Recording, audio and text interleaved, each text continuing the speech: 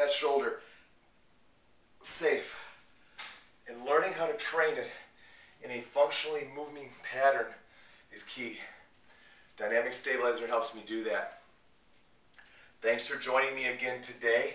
I want to take you through a little scapular stabilization drill that you might want to go ahead and do with your clients, with your athletes, with anybody that needs a little bit better scapular stability, or if you're looking for just kind of a change of pace.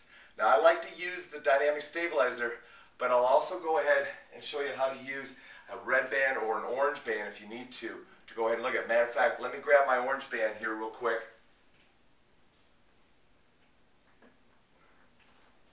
So we have that as well. Now, dynamic stabilizer. Put it between your hands. You're going to work flexion. Now, obviously, you could work some simple scapular work here, but that's not what I'm talking about. What I'm talking about is getting that, pressing out on this dynamic stabilizer, and then working some movement patterns that make that scapula stabilize in. So you drop in here. I like staggered stance because I can also work hip flexor mobility. I can do some lunge work with it as well. So I'm here, just driving straight overhead. Now, you don't have to put a lot of tension on the band. Just what I tell people is keep some tension. Keep some tension. Don't let it get loose. Don't let it slide down your arms.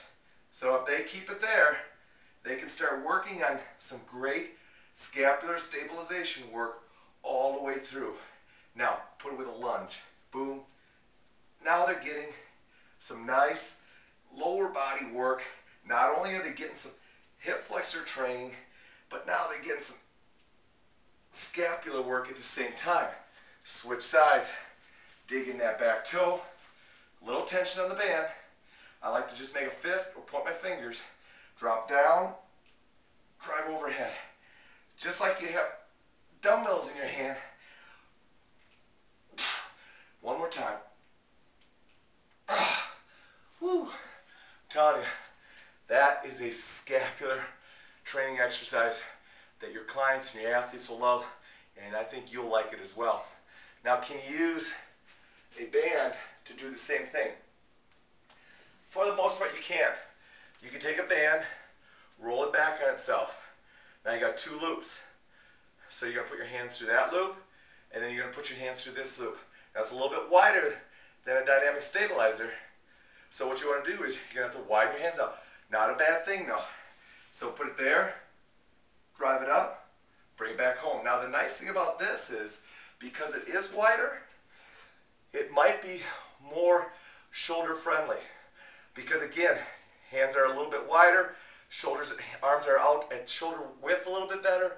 You might find that this is a little bit more comfortable. And with the orange band, all you need, create a little bit of stability with it. So you drop down, stabilize, push out against it, and let's go. Just keep tensioning it. You'll be amazed at how physically demanding that exercise is.